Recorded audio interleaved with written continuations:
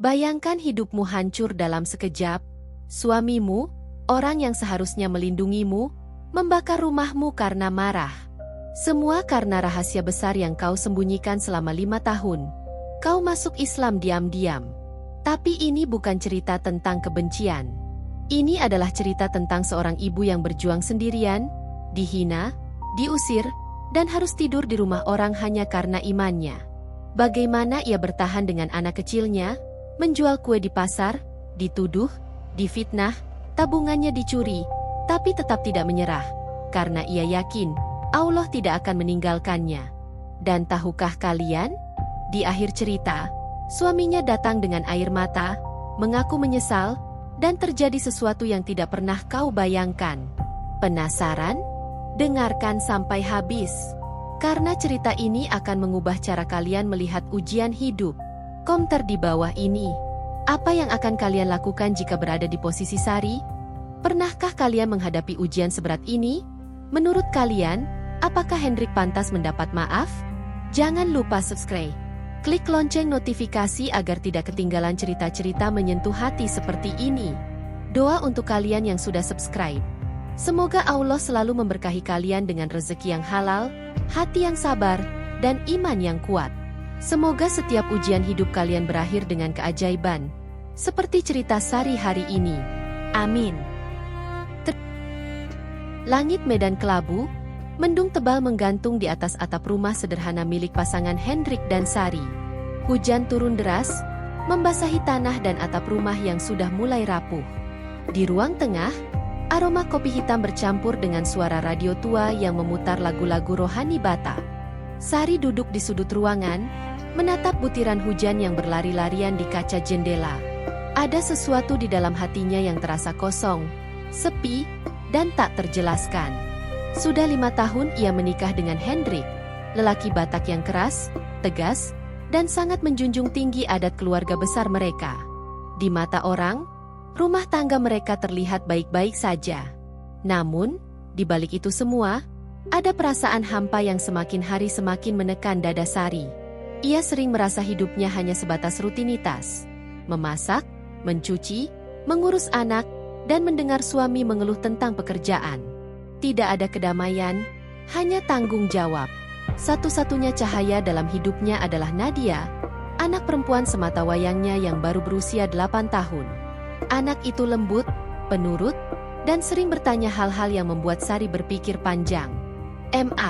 Kenapa Allah kadang gak jawab doa kita? Tanya Nadia suatu malam dengan polos.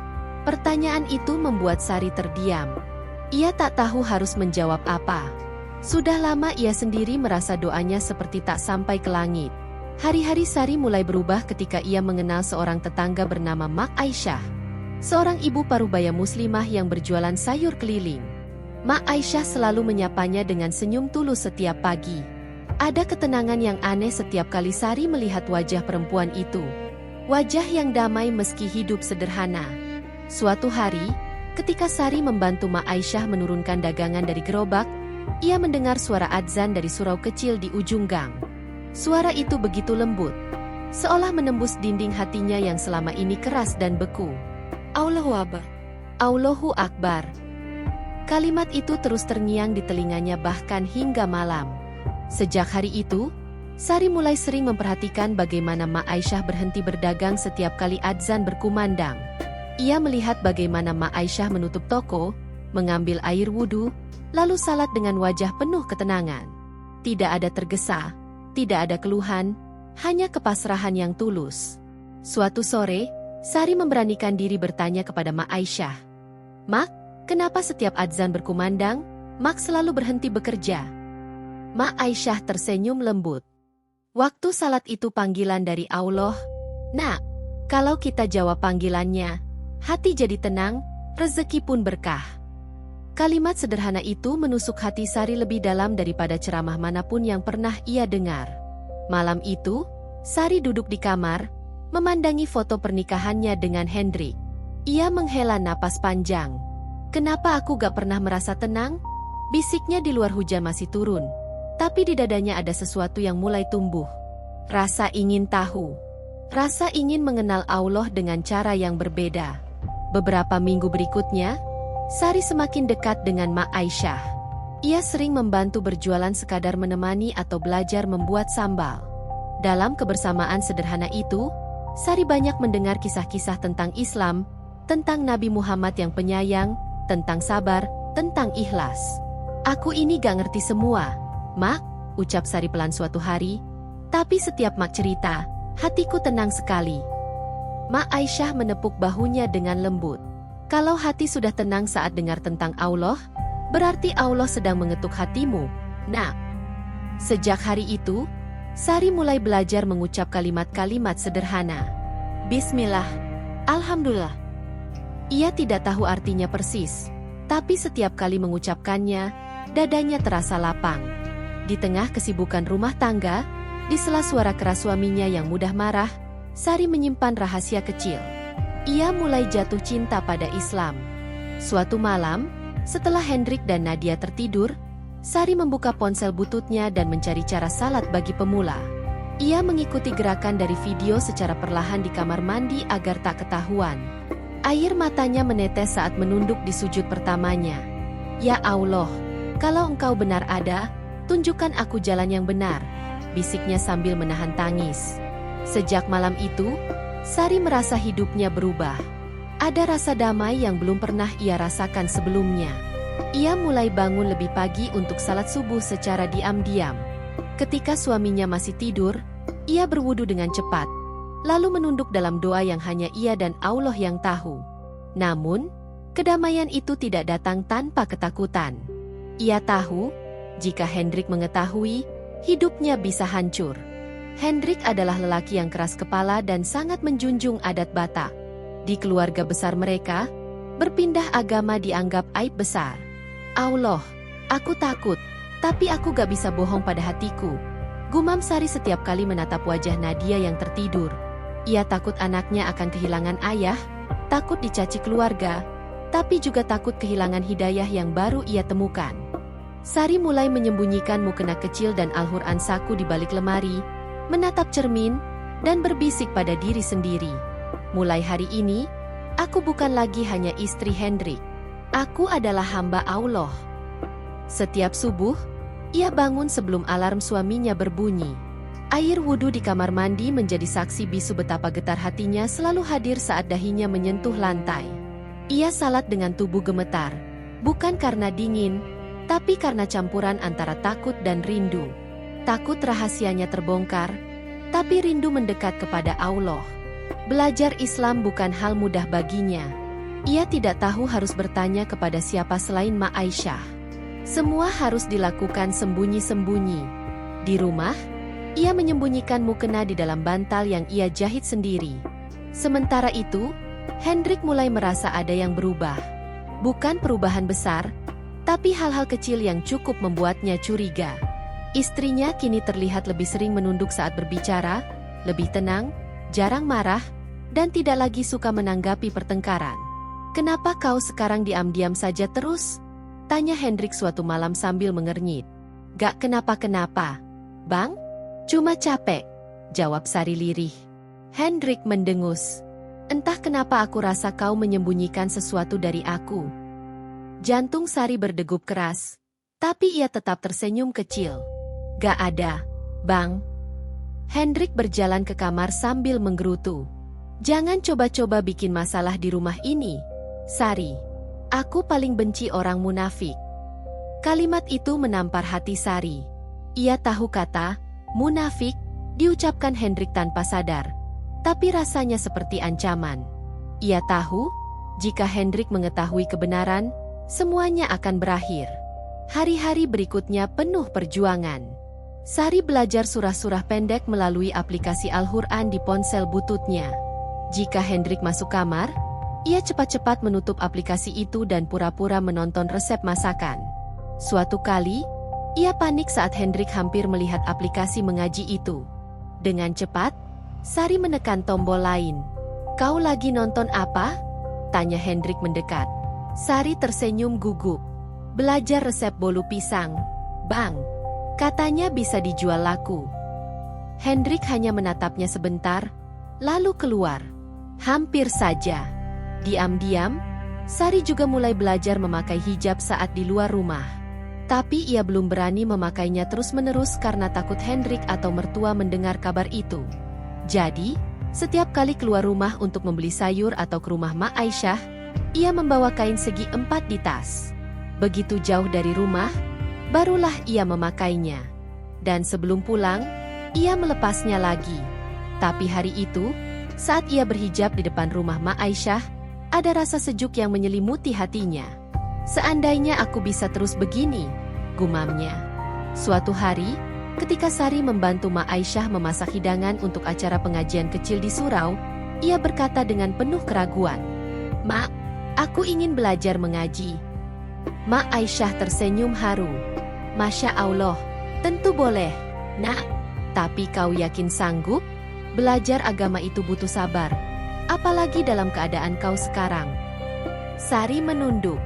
"Aku lebih takut hidup tanpa Allah, Mak." Sejak hari itu, setiap sore setelah Hendrik berangkat kerja dan Nadia pergi mengaji di gereja anak-anak, Sari belajar mengejar huruf hijaiyah. Ia mengulang-ulang, terbata-bata. Kadang salah, kadang tertukar, tapi ia tidak menyerah. Namun, ujian pertama datang lebih cepat dari yang ia bayangkan. Suatu sore, ketika Sari menjemput Nadia dari sekolah, anak itu menangis. "Kenapa kau menangis, Nak?" tanya Sari sambil memeluknya. "Teman-teman bilang aku anak aneh. Mama sekarang aneh," kata Nadia sambil mengusap air mata. "Katanya Mama gak mau ikut kumpulan ibu gereja lagi." Sari terdiam. Ia tahu kabar itu pasti sudah mulai menyebar dari banyaknya alasan yang ia buat untuk menolak ikut kebaktian atau arisan gereja. "Nak, orang boleh bicara apa saja. Yang penting, kita tetap baik sama orang lain," ucap Sari sambil menyeka air mata anaknya. "Tapi mereka bilang, katanya Mama sudah bukan Kristen lagi," bisik Nadia ketakutan. Sari memeluk anaknya erat-erat, menahan air mata agar tidak jatuh. Malamnya, ketika semua tertidur, Sari menangis dalam sujudnya. "Ya Allah, kalau ini jalan yang benar, kuatkan aku. Jangan biarkan anakku terluka karena pilihanku." Doanya pecah dalam keheningan. Hari berganti hari. Satu-satunya kekuatan Sari adalah doa. Ia belajar berserah total kepada Allah. Bahkan saat hidupnya terasa semakin rumit. Suatu hari, ketika ia pulang dari rumah Mak Aisyah, Hendrik sudah duduk di ruang tamu dengan wajah tegang. Di meja, ada sebuah amplop. "Ini apa?" tanya Hendrik dingin. Sari mengerutkan dahi. "Apa, Bang?" Hendrik membalik amplop itu. Tulisan Arab yang belum terlalu ia mengerti terlihat jelas. "Kenapa ada ini di tasmu?" Darah Sari serasa berhenti mengalir. Itu adalah buku Iqra yang dipinjamkannya dari Mak Aisyah. Ia lupa mengeluarkannya dari tas. "Bang, izinkan aku jelaskan." "Jawab aku dulu," bentak Hendrik. "Kau ikut-ikut agama lain? Kau mau mempermalukan keluargaku?" Sari tercekat. Suaranya hilang. Ia tahu, jika salah bicara, hidupnya akan berubah selamanya. Dengan suara bergetar, ia menjawab, "Bang, izinkan aku jelaskan." "Kau ikut pengajian Islam?" Pertanyaan Hendrik menggantung di udara, berat dan penuh ancaman. Tenggorokan Sari kering. Ia menelan ludah, mencoba mencari kata-kata yang tepat. "Bang, aku hanya mencari ketenangan. Aku tidak bermaksud." "Mencari ketenangan? Di agama lain?" Hendrik menggebrak meja. "Kau mau mempermalukan keluargaku? Kau mau mempermalukan adat kita?" Sari merasa dunia berputar. Ia tahu, ini adalah saat yang paling berat dalam hidupnya. Ia tidak ingin berbohong lagi. "Aku memang sudah masuk Islam, Bang. Sudah 5 tahun, tapi aku tetap menjadi istrimu yang baik. Aku tidak pernah berkhianat. Aku hanya mencari Allah dengan caraku." Hendrik berdiri mematung. Wajahnya memerah. 5 tahun? 5 tahun kau hidup dengan aku sambil menyembunyikan ini? Kau makan dari uangku, tidur di rumahku, tapi sembah Tuhan lain. Sebelum Sari sempat menjawab, Hendrik melangkah mendekat dan menamparnya keras. Nadia yang sejak tadi bersembunyi di belakang dinding berlari memeluk Sari, menangis ketakutan. "Mama!" teriak Nadia histeris. Hendrik tidak mendengar lagi. Amarah menelannya. Ia masuk ke kamar, membongkar isi lemari dan laci meja rias. Ia menemukan mukena tipis yang selalu Sari sembunyikan. Ia juga menemukan catatan kecil doa-doa yang Sari tulis tangan. Semua ia lempar ke ruang tamu. "Bang, jangan! Itu punya aku!" Sari memohon, tapi Hendrik tidak mendengar. Ia menyeret kursi plastik, berdiri di atasnya, lalu mengambil jerigen minyak tanah dari atas lemari. Jerigen yang biasa dipakai untuk lampu minyak kalau listrik padam. "Bang, kau mau apa?" Sari berteriak, nafasnya tercekat. "Aku bersihkan rumah ini dari najis," ucap Hendrik dengan suara yang tidak lagi waras. Ia menyiramkan minyak tanah ke pakaian Sari, buku-buku, dan tirai ruang tamu. Bau minyak tajam menusuk hidung. Sari berlari memeluk suaminya, mencoba menghentikan tangannya. Tapi Hendrik mendorongnya keras hingga ia jatuh. Api menyambar cepat. Tirai terbakar. Lalu sofa. Kebakaran. Air. Teriak tetangga berlarian. Sari menarik Nadia keluar rumah. Hendrik sempat masuk lagi ke kamar sambil berteriak, "Biar sekalian. Biar hancur semua." Tetangga laki-laki mencoba menarik Hendrik keluar, tapi api sudah terlalu besar. Rumah kayu tua itu cepat dilalap api. Hanya beberapa menit, ruang tamu dan dapur sudah habis. Sari berdiri di tengah jalan, memeluk Nadia yang menggigil ketakutan. Api masih menjilat-jilat atap. Barang-barang habis. Pakaian habis. Tidak ada lagi yang tersisa. Hendrik akhirnya berhasil ditarik keluar oleh para tetangga. Wajahnya hitam karena asap, tapi matanya tetap penuh benci. Ia menatap Sari dengan tatapan yang tidak pernah dilihat Sari sebelumnya. "Pergi," kata Hendrik menunjuk jalan. "Pergi dari hidup aku. Sekarang juga." Sari berdiri lemah. Ia tahu, hidupnya berubah hari ini. Bukan hanya karena rumahnya habis terbakar, tapi karena ia harus berdiri sendiri. Sari menatap rumah yang kini hanya tinggal rangka hitam, terbakar habis. Asap masih mengepul, bercampur dengan hujan gerimis yang turun pelan. Nadia meremas tangan ibunya, tubuhnya kecil menggigil. Mereka tidak punya pakaian ganti, tidak ada uang, tidak ada tempat berlindung. Tetangga berbisik-bisik, katanya istrinya pindah agama. Makanya rumahnya kena bala begini. Kasihan sih. Tapi memang salah sendiri. Jangan macam-macam sama kepercayaan suami. Sari menahan air mata. Ia memeluk Nadia erat, berusaha menenangkannya. "Nak, kita kuat, ya. Allah pasti ada bersama kita." Mereka berjalan tanpa tujuan, basah kuyup, tubuh lelah. Satu-satunya tempat yang muncul di benak Sari adalah rumah Mak Aisyah, wanita tua yang selama ini menjadi tempatnya belajar mengaji. Dengan langkah tertatih, Sari menuju gang kecil di belakang masjid dekat pasar. Lampu-lampu rumah warga sudah banyak yang padam. Hanya sisa suara jangkrik dan tetesan air dari atap yang menemani langkahnya. Sari berhenti di depan rumah kecil berdinding papan. Ia mengetuk pintu pelan. "Tok, tok." Tak ada jawaban. "Tok, tok." Pintu terbuka sedikit. Mak Aisyah muncul dengan lampu minyak di tangan. Wajahnya penuh kekhawatiran. "Assalamualaikum. Sari, kenapa kau begini?" Sari tidak bisa menjawab. Air matanya meledak. Tubuhnya gemetar. Mak Aisyah segera menariknya masuk, memeluk Sari dan Nadia erat-erat.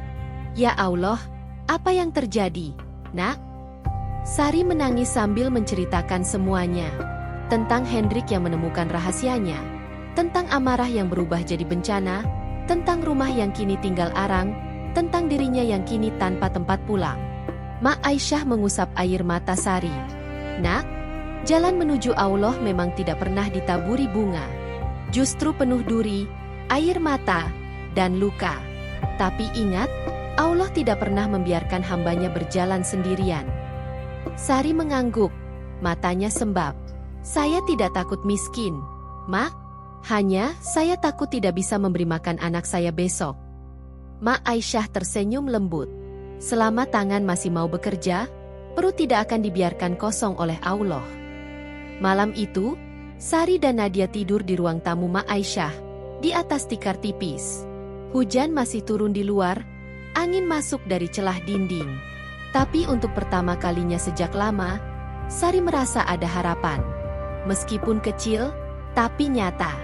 Pagi berikutnya, Sari bangun sebelum fajar. Ia membantu Mak Aisyah menyiapkan sarapan sederhana dari nasi kemarin dan sisa sayur. Nadia masih tertidur, lelah setelah semalam menahan tangis.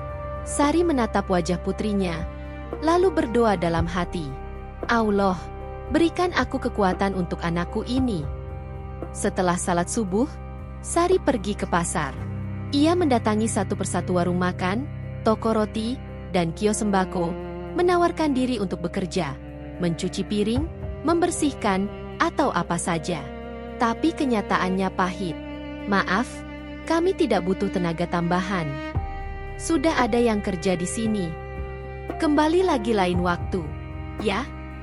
Penolakan demi penolakan membuat dadanya sesak. Namun, Sari tidak menyerah. Di sebuah warung lontong sayur, pemiliknya, seorang ibu berjilbab bernama Bu Lilis, memandanginya dengan tatapan penuh belas kasih. Kau mau kerja serabutan? Gajinya cuma 15.000 sehari. Itu pun kalau ramai, kata Bu Lilis jujur. Sari mengangguk. Tidak apa-apa, Bu. Yang penting halal. Sejak hari itu, Sari bekerja dari pagi hingga sore. Tangannya yang dulu halus kini mulai kasar karena sabun cuci piring. Tubuhnya sering pegal, tapi ia tidak pernah mengeluh. Setiap sen yang ia dapatkan, ia sisihkan untuk Nadia. Suatu hari, saat Sari sedang menyapu halaman warung, seorang pelanggan memperhatikannya. Kau dulu istri Hendrik, ya? Kasihan, sekarang jadi begini. Sari hanya tersenyum tipis. Hidup itu ujian, Bu. Yang penting, kita tetap berusaha. Malam harinya, Sari pulang dengan uang beberapa ribu. Ia membeli beras secukupnya dan mie instan. Nadia memeluknya erat. Mak, kita makan apa hari ini? Sari memasak mie rebus sederhana, membaginya menjadi 2 porsi. Ia berpura-pura makan agar Nadia tidak tahu bahwa ia hanya menyantap sisa kuah. Ketika Nadia tertidur, Sari sujud lama di atas tikar. Allah, aku tidak meminta hidup mewah. Cukup berikan rezeki untuk anakku. Jangan biarkan dia lapar. Tiba-tiba, ada ketukan di pintu. Fatimah, teman salat Sari di musala, berdiri di depan pintu dengan wajah ramah. Assalamualaikum, Sari. Aku dengar kabarmu. Aku bawa sedikit beras dan gula. Tolong diterima. Sari terharu. Ya Allah, dari mana engkau kirimkan pertolongan? Fatimah tersenyum. Besok ada pelatihan memasak kue di masjid. Gratis. Mau ikut? Bisa jadi bekal untuk usaha kecil-kecilan. Sari merasa harapan bersemi lagi. Iya, Mak. Aku mau belajar. Esok paginya, Sari dan Nadia berjalan menuju masjid dengan langkah penuh semangat. Di sana, sudah berkumpul beberapa wanita yang juga ingin belajar membuat kue. Fatimah menyambut mereka dengan hangat. Ini Mbak Sari. Ya, dia baru mulai belajar usaha. Perkenalkan Fatimah. Sari mengangguk sopan, tangan Nadia tetap erat menggenggam tangannya. Pelatihan dimulai dengan membuat roti abon sederhana. Sari mendengarkan dengan seksama, mencatat setiap langkah dengan hati-hati. Ia belajar cara mengadoni tepung, mengisi adonan dengan abon, dan menggorengnya hingga kecoklatan. Kue ini bisa dijual dengan modal kecil. Loh, kalau rajin, bisa untung, jelas pengajar dengan ramah. Sari mencoba membuat roti pertamanya. Adonannya agak berantakan, bentuknya tidak sempurna, tapi ia tidak menyerah. Nadia membantu dengan antusias, menggulung adonan kecil-kecil. Bagus, Bu Sari. Pertama kali sudah bisa seperti ini, puji pengajar. Sari tersenyum, matanya sedikit berkaca-kaca. Terima kasih, Bu. Semoga bisa jadi rezeki untuk kami. Setelah pelatihan, Sari pulang dengan beberapa bungkus roti abon hasil buatannya. Ia menitipkannya ke warung-warung kecil di sekitar pasar. Hasilnya tidak langsung laku, tapi Sari tidak patah semangat.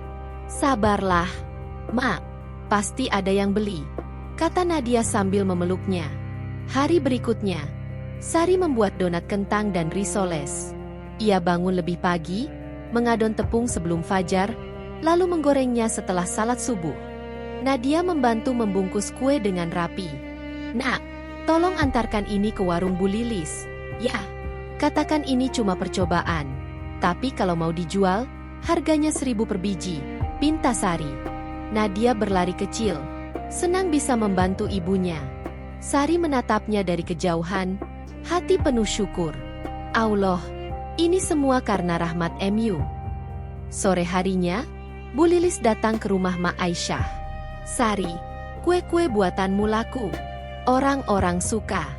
Besok bikin lagi. Ya, aku pesan 20 risoles. Sari tidak percaya. Alhamdulillah, terima kasih, Bu. Untuk pertama kalinya sejak kebakaran, Sari merasa ada cahaya di ujung terowongan. Ia memeluk Nadia erat. Nak, kita akan baik-baik saja. Kehidupan Sari dan Nadia mulai membaik. Setiap pagi, Sari membuat adonan kue, sementara Nadia membantu membungkusnya dengan rapi. Mereka berdua bekerja sama seperti tim kecil yang kompak. Risoles dan donat buatan Sari mulai dikenal di pasar, dan pelanggan mulai bertambah. Sari bahkan mulai menyisihkan uang sedikit demi sedikit, berharap bisa membeli mixer listrik agar produksinya lebih banyak. Namun, seperti biasa, hidup tidak selalu berjalan mulus. Suatu pagi, pemilik kontrakan datang dengan wajah masam. Bu Sari, mulai bulan depan, sewa naik 50.000. Kalau tidak sanggup, keluar saja. Sari terkejut. Naik lagi. Pak, bukankah baru 2 bulan lalu naik? Itu urusan saya. Kalau tidak mau bayar, angkat kaki, bentak pemilik kontrakan sebelum pergi. Sari menunduk. Hatinya berat. Allah, ujian lagi. Ia tahu, dengan kenaikan sewa itu, penghasilannya dari jualan kue tidak akan cukup. Nadia, yang mendengar percakapan tadi, memeluknya dari belakang. Mak, jangan sedih. Kita pasti bisa mencari cara. Sari mengusap air mata, lalu mengangguk. Iya, Nak, kita harus lebih giat lagi. Tapi ujian belum berakhir. Ketika Sari mengantar dagangannya ke warung, ia mendengar bisik-bisik dari beberapa ibu-ibu. Itu dia, yang mualaf. Rumahnya dibakar suaminya sendiri. Loh? Kasihan sih. Tapi memang salah sendiri. Gak boleh sembarangan ganti agama. Sari berusaha mengabaikannya, tapi hati terasa sakit. Ia hanya bisa berdoa dalam hati, Allah, berikan aku kesabaran. Ketika pulang, Sari menemukan pintu kontrakan terbuka sedikit. Ia masuk dengan hati-hati, dan langsung terkejut. Rak tempat ia menyimpan uang tabungan kecilnya kosong. Tabungannya, hasil kerja keras selama berminggu-minggu, hilang. Ya Allah! Sari jatuh berlutut, tangannya gemetar. Nadia yang baru masuk dari belakang langsung memeluknya erat. Mak, kenapa? Tanya Nadia dengan suara bergetar. Sari menahan tangis. Tabungan kita dicuri, Nak. Nadia ikut menangis. Tapi kemudian ia mengusap air mata ibunya. Mak, jangan menangis. Kita masih punya Allah. Kita pasti bisa bangkit lagi. Sari memeluk Nadia erat. Iya, Nak, kita tidak akan menyerah. Meskipun hatinya hancur, ia tahu harus tetap kuat. Untuk Nadia, untuk imannya. Malam itu, Sari tidak tidur. Ia duduk di tikar tipis di ruang tamu Mak Aisyah, menatap langit melalui celah atap yang bocor. Air hujan menetes ke ember plastik. Suara tetesan yang berirama dengan detak hatinya yang sedih. Nadia sudah tertidur pulas, tubuhnya kecil tergulung di sampingnya. Sari membuka Al-Quran saku yang masih tersisa, membaca ayat-ayat pendek yang ia hafal. Suaranya lirih, penuh harap dan keputusasaan. Ya Allah, aku sudah berusaha. Tapi mengapa semuanya masih sulit? Apakah aku melakukan kesalahan? Ia ingat semua perjuangannya. Dari rahasia salat di kamar mandi, hingga sekarang berjuang untuk bertahan hidup. Ia ingat wajah Hendrik yang penuh amarah, rumah yang terbakar, dan semua ejekan yang ia terima. Tapi ia juga ingat senyuman Mak Aisyah, kebaikan Fatimah, dan pelukan hangat Nadia. Allah, jika ini ujian MU, berikan aku kekuatan. Jangan biarkan aku menyerah. Sari sujud lama, air mata menetes di atas tikar. Dalam keheningan malam, ia merasa ada ketenangan yang menyelimuti hatinya. Seolah ada bisikan, tetaplah sabar. Aku ada di sini. Ketika ia bangkit, ia melihat Nadia terbangun. Mak, kau masih bangun? Sari menyeka air mata, lalu tersenyum. Iya, Nak. Tapi sekarang Mak baik-baik saja. Besok kita akan mulai lagi. Kita akan membuat lebih banyak kue, lebih rajin berjualan. Nadia mengangguk, matanya masih mengantuk. Mak kuat. Ya, aku percaya Allah tidak akan meninggalkan kita. Sari memeluk Nadia erat. Iya, Nak. Kita akan baik-baik saja. Di luar, hujan masih turun. Tapi di dalam hati Sari, ada cahaya kecil yang tidak padam. Ia tahu, meskipun dunia terasa berat, ia tidak sendirian. Allah selalu mendengar. Pagi berikutnya, Sari bangun dengan tekad baru. Ia membangunkan Nadia dan bergegas ke dapur Mak Aisyah untuk menyiapkan adonan kue. Meskipun tabungannya hilang, ia tetap memiliki sedikit tepung dan telur yang disumbangkan oleh Fatimah. Kita akan membuat risoles lebih banyak hari ini. Nak, Allah pasti akan membuka jalan, katanya sambil mengaduk adonan dengan penuh semangat. Nadia membantu dengan antusias, menggulung adonan dan mengisi risoles dengan hati-hati. Mak, aku harap hari ini kue kita laku semua, ucap Nadia dengan mata berbinar. Sari tersenyum, mengusap rambut putrinya. Insya Allah, Nak. Setelah salat duha, Sari berangkat ke pasar dengan membawa keranjang berisi risoles. Ia berjalan dengan langkah mantap, meskipun hatinya masih terasa berat. Ketika tiba di warung Bu Lilis, ia disambut dengan senyuman hangat. Bu Sari, kuenya sudah siap? Banyak pelanggan yang nanya loh. Sari merasa lega. Iya, Bu. Ini 20 biji risoles. Semoga laku semua. Bu Lilis segera memajang risoles di etalase warung. Tak lama, beberapa pelanggan datang dan membeli habis risoles Sari. Alhamdulillah, bisik Sari dalam hati. Tapi tiba-tiba, seorang ibu yang sering membeli kue di warung itu mendekat dengan wajah masam. Kau jual makanan halal? Aku dengar kau baru masuk Islam. Siapa yang jamin makananmu benar-benar halal? Jangan-jangan kau pakai jampi juga supaya daganganmu laku? Sari terkejut, tapi ia tetap tenang. Bu, saya hanya berusaha mencari rezeki halal. Kalau ibu ragu, tidak apa-apa. Saya tidak memaksa siapapun membeli. Ibu itu mencibir, sok suci. Namun, seorang pelanggan lain yang sering membeli kue Sari menengahi. Bu Sher, Bu Sari orang baik. Kuenya enak dan bersih. Jangan asal tuduh.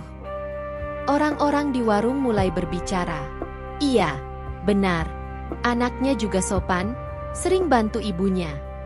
Aku malah senang ada yang jual makanan bersih begini. Biar banyak pilihan. Suasana berubah. Ibu yang menuduh tadi hanya mendengus, lalu pergi. Sari merasa hatinya hangat. Masih ada orang baik di dunia ini, pikirnya. Ketika Sari hendak pulang, Fatimah datang mendekatinya dengan wajah gembira. Sari, aku punya kabar baik. Ada seorang donor di masjid yang mau membantu modal usaha untuk ibu-ibu yang berjuang seperti kamu. Besok kita ke masjid untuk bertemu dia. Ya. Sari tidak percaya.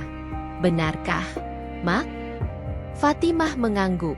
Allah selalu membuka jalan. Nak, percayalah. Sari memeluk Fatimah erat. Terima kasih, Mak. Semoga Allah membalas kebaikanmu. Malamnya, Sari dan Nadia berdoa bersama. Ya Allah, terima kasih untuk pertolongan MU hari ini. Berikan kami kekuatan untuk esok hari. Mereka berdua tidur dengan hati penuh harap, siap menghadapi hari baru dengan semangat yang lebih kuat. Keesokan harinya, Sari dan Nadia berjalan menuju masjid dengan langkah penuh harap. Fatimah sudah menunggu di depan pintu masjid dengan senyuman hangat. Ayo, Sari. Donornya sudah menunggu di dalam. Sari mengangguk, tangan Nadia tetap menggenggam tangannya erat-erat. Ketika masuk ruangan kecil di belakang masjid, mereka disambut oleh seorang wanita paruh baya berjilbab biru. Assalamualaikum. Saya Ibu Hani. Fatimah sudah cerita banyak tentang perjuanganmu. Sari? Sari merasa gugup. Waalaikumsalam. Terima kasih, Bu, sudah mau membantu kami. Ibu Hani tersenyum. Saya hanya alat Allah. Nah, saya mendengar kau rajin berusaha, jujur, dan tekun. Itu yang penting. Saya akan memberikan modal usaha sebesar 1 juta rupiah. Tidak perlu dikembalikan. Gunakan untuk mengembangkan usahamu. Sari terkejut, matanya berkaca-kaca. 1 juta? Tapi, kenapa Bu Hani mau membantu kami? Karena Allah menyuruhku untuk membantu sesama. Dan kau layak mendapat pertolongan, jawab Ibu Hani dengan lembut. Sari tidak bisa menahan air mata. Terima kasih, Bu. Terima kasih banyak. Ibu Hani mengulurkan amplop berisi uang. Gunakan dengan baik, ya. Dan jangan lupa, selalu bersyukur. Sari memeluk Ibu Hani erat, lalu berdoa dalam hati. Ya Allah, Engkau sungguh Maha Pengasih. Sore harinya, Sari dan Nadia berbelanja keperluan usaha. Mereka membeli tepung, telur, minyak goreng, dan bahan-bahan lain dalam jumlah banyak. Nadia membantu ibunya mengangkat belanjaan dengan wajah ceria. Mak, sekarang kita bisa bikin banyak kue, ya?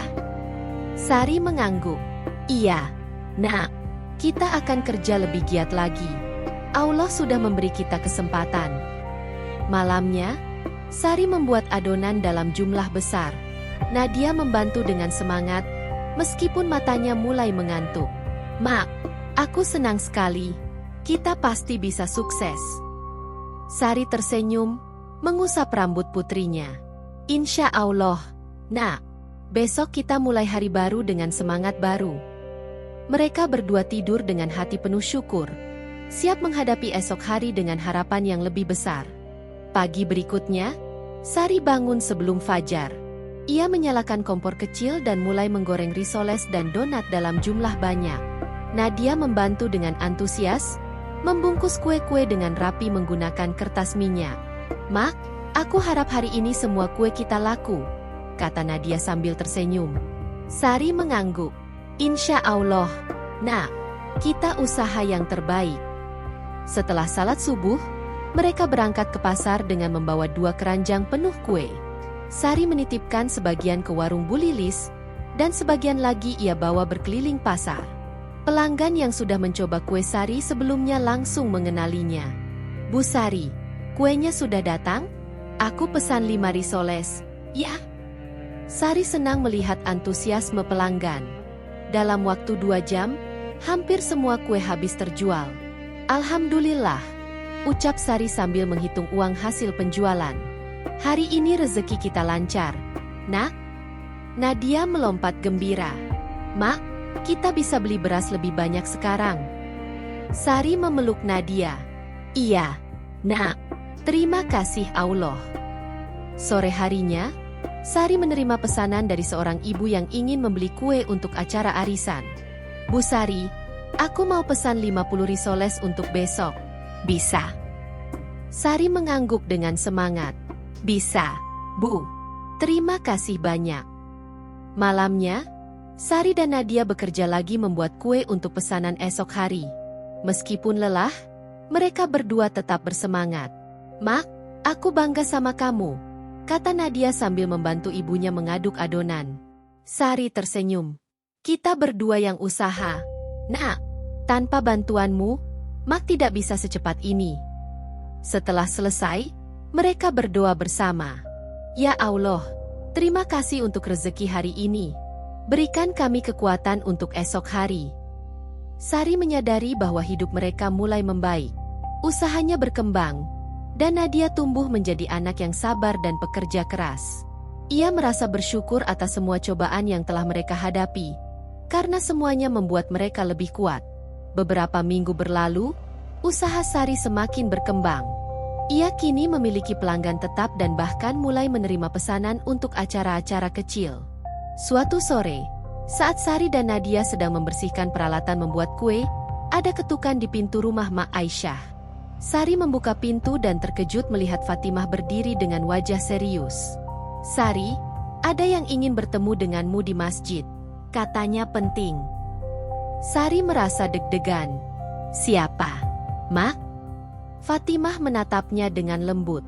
"Hendrik, suamimu." Jantung Sari berdegup kencang. "Hendrik? Kenapa dia mencariku sekarang?"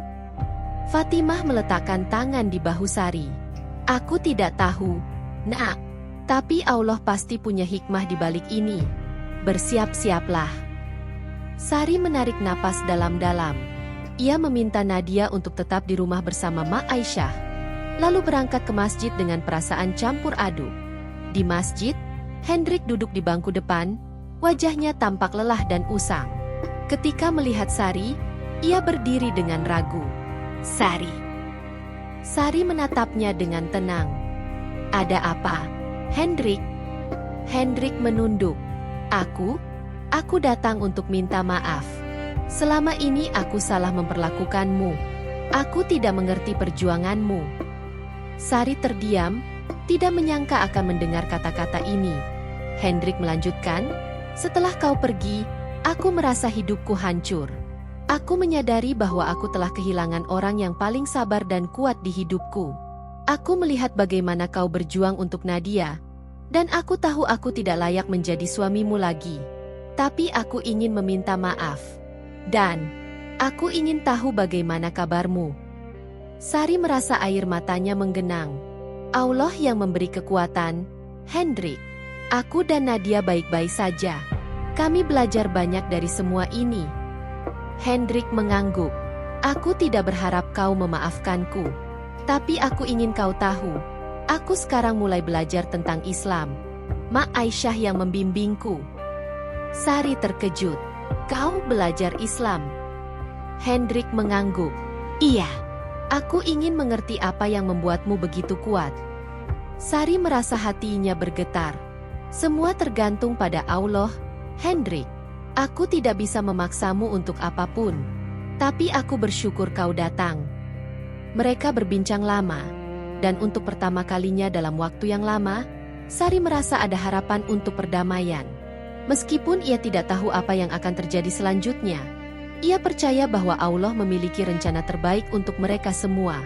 Sari pulang dengan langkah lebih ringan, meskipun hatinya masih penuh pertanyaan. Nadia langsung berlari menyambutnya saat ia membuka pintu. "Mak, kenapa lama? Siapa yang datang?" Sari duduk di samping Nadia dan memeluknya erat. "Tadi Mak bertemu Hendrik, Nak." Nadia menatap ibunya dengan mata membesar. "Ayah, kenapa?" Sari mengusap rambut putrinya. "Dia datang untuk minta maaf. Dan dia bilang sedang belajar tentang Islam." Nadia terdiam sejenak, lalu berkata pelan, "Apa artinya, Mak?" Sari menarik napas dalam. "Artinya, Allah sedang membuka hati ayahmu. Tapi kita tidak tahu apa yang akan terjadi selanjutnya. Yang penting, kita tetap berdoa dan bersabar." Nadia mengangguk. "Mak, kalau ayah mau kembali, apakah kita akan menerima dia?" Sari merenung sejenak. "Nak, jika Allah membimbing hati ayahmu untuk berubah, kita harus menerima dengan lapang dada. Tapi kita juga harus ingat, perubahan butuh waktu. Yang terpenting, kita tetap berpegang pada iman kita." Keesokan harinya, Hendrik datang lagi ke masjid. Kali ini, ia membawa sebuah amplop. "Ini untukmu, Sari, sebagai ganti rugi atas segala yang telah kulakukan. Aku tidak bisa mengembalikan waktu, tapi setidaknya aku ingin membantumu dan Nadia." Sari membuka amplop dan menemukan sejumlah uang yang cukup untuk menyewa rumah kecil. Terima kasih, Hendrik. Tapi aku tidak bisa menerima ini jika hatimu belum benar-benar tenang. Hendrik menatapnya dengan mata berkaca-kaca. Aku benar-benar menyesali segala kesalahanku. Dan aku ingin memulai lagi, jika kau izinkan. Sari merenung lama. Ia melihat ketulusan di mata Hendrik. Baiklah. Tapi kita harus mulai dari awal. Dengan Allah sebagai pemandu kita. Hendrik mengangguk. Wajahnya berseri. Terima kasih, Sari. Beberapa minggu kemudian, Sari, Nadia, dan Hendrik pindah ke rumah kecil yang mereka sewa bersama. Mereka mulai hidup baru, penuh dengan doa, kesabaran, dan harapan. Hendrik belajar Islam dengan sungguh-sungguh, sementara Sari terus mengembangkan usahanya. Suatu malam, mereka berkumpul di ruang tamu sederhana. Allah, terima kasih untuk segala ujian dan berkah MU. Kami bersyukur atas jalan yang Engkau tunjukkan, ucap Sari dengan suara penuh syukur. Nadia memeluk kedua orang tuanya.